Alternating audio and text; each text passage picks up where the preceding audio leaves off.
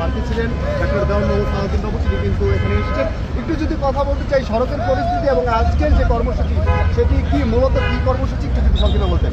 আপনারা জানেন যে এটা বাংলাদেশে রেওয়াজ এবং নতুন মন্ত্রী পরিষদ শপথ নিলে তারা এটাকে স্মৃতিসিদ্ধি ফুল দিতে আসে।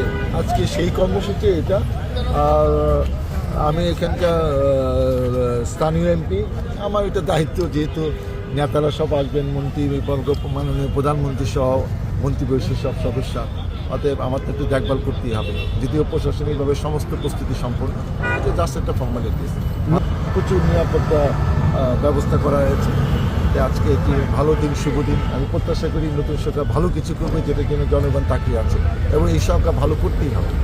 খুবই ভালো লাগছে। 17 বছর ধরে আমরা যে আন্দোলন সংগ্রাম করলাম এবং সেইটা পরিসমাপ্তি ঘটলো। আমি মনে করি যে আমাদের প্রিয় নেতা দলের চেয়ারম্যান তারেক রহমানের প্রধানমন্ত্রীর মাধ্যমে, এবং ইতিমধ্যে দুটো সিদ্ধান্ত হয়েছে, আপনার পত্রপত্রিকা দেখেছেন কালকে সংসদীয় কমিটিতে, যে এমপিরা কোনো ট্যাক্স পে গাড়ি নেবে না এবং কোনো সরকারি প্লট নেবে না। এটা উনি আমাদের কাছে বলেছেন, আমরা এটা রাজি হয়েছি যে ঠিক আছে, এটা ভালো সিদ্ধান্ত। জনগণ এরকমই চায়।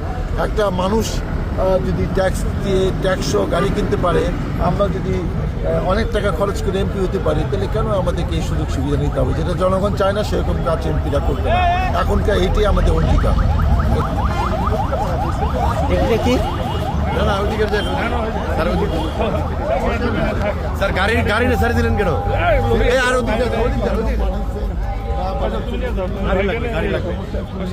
আপনি গাড়ি নিয়ে